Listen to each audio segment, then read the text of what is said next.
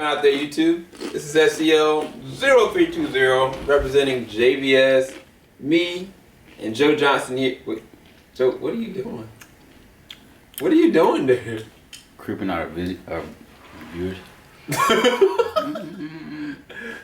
Alright, me and Joe, we are back for a brand new review for the show Arrow. Let me give y'all the episode name real quick, but before we do that, I actually liked the episode, to be real, to be quite honest with you. Like, I thought that the episode was going to be kind of weak. Given, when I saw the preview, I thought it could be pretty decent. But it brought back a lot of emotions for me looking at the first season. Because one of the things that drew Oliver and Diggle together is their loss. Like, Diggle lost his brother. That was what influenced him to do what he had to do. To be who he wanted to be, and even like trying to support like his brother's wife and their kid, and it brought Oliver and him together, and that went full circle in this episode. That's one of the things that really drew me to this episode, even though I didn't see a little bit of the first part of it. What did you like about this episode?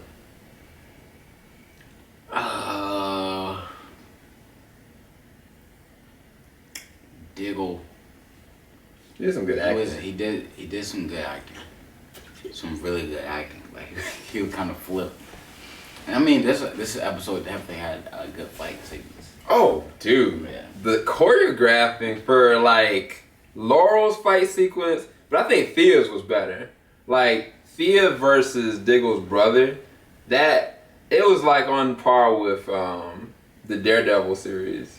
I mean, it didn't feel as dangerous because of the way it was kind of like staged and whatnot, but the camera work, it was on point. And I just had like, even seeing Ray get bucked, like I was like, this is our Iron Man basically. He came in like wrecking dudes. It was tight all around. Like the fight sequences for this season have been really good, but specifically this was probably one of the most action packed out of all of them. So I agree, it was really good. What else do you like? I like how the fact that everybody rallied together to save Diggle's brother, or to capture him. Mm. Even though Diggle, he didn't want to necessarily take the risk. Yeah. I mean, but he was dealing with a lot. Yeah. I think it was like trauma. Yeah, that's exactly what it was, because emotionally he couldn't accept, one, at first, that his brother had did all those things, and then when he realized he was like one of the ghosts, and that he was doing these heinous things, it was like, why is he justified to leaving his wife, his son, leaving his brother, and then now like Diggle's gonna risk his own real family that he counts more than even his brother's relationship to try to save his brother. And I mean, I thought that was a really interesting parallel, because it was like it took them to save his own brother. Like he couldn't do it for himself.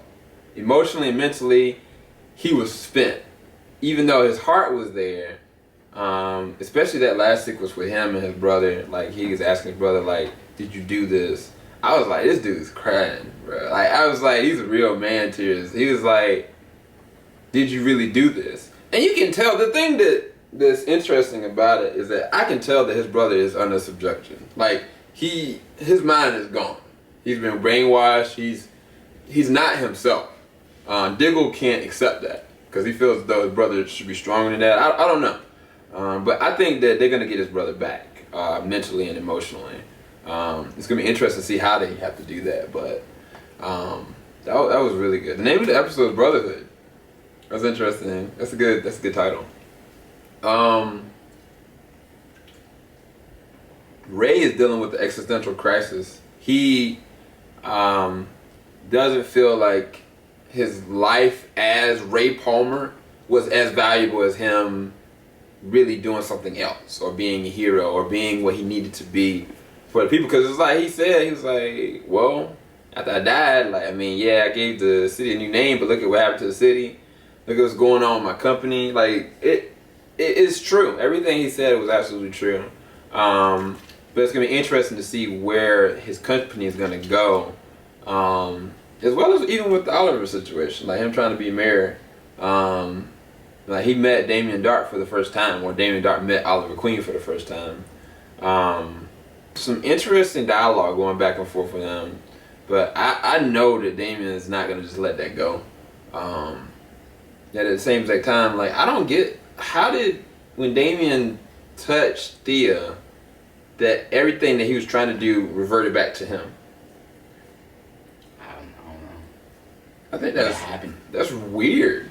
I don't. I mean, I assume it has something to do with the Lazarus pit and how she was brought back from the dead, but Yeah.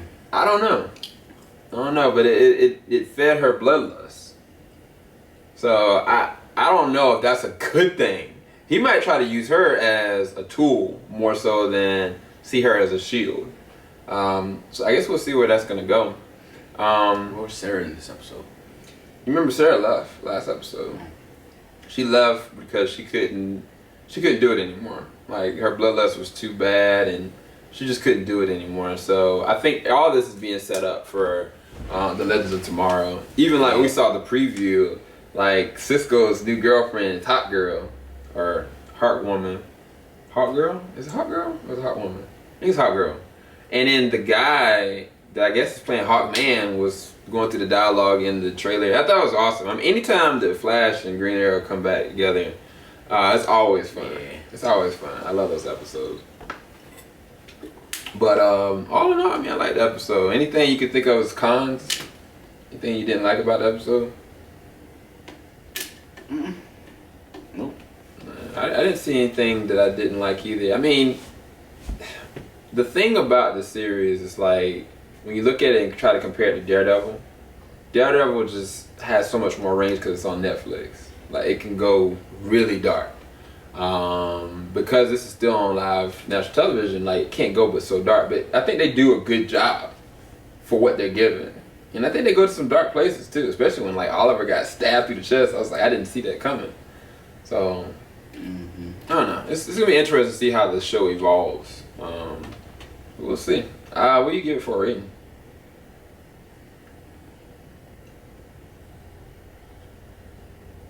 At 8. Give 8 out of 10? Yeah. I actually really like this episode. I give it a 9 out of 10. I thought this was, I mean, remembering the first season, especially the second season as well, and everything that Oliver and Diggle have gone through, Oliver was literally fighting for Diggle's brother. Even though Diggle sees Oliver as his real brother at this point. It's I don't know, it's interesting symmetry. I thought it was a really beautiful episode. I really liked it. Great acting by David Ramsey for sure. And yeah, I give it a 9. Well, YouTube, we're about to get some sleep because we tired as I don't know what. Me and Joe, we trying to stay awake. I might do a trailer reaction to a movie that I've been actually waiting for, which is Now You See Me Too. I think I'm about to go and do that right now before I go to sleep. Y'all take it easy. JVS, we out. Keep it locked, y'all. Don't fall asleep.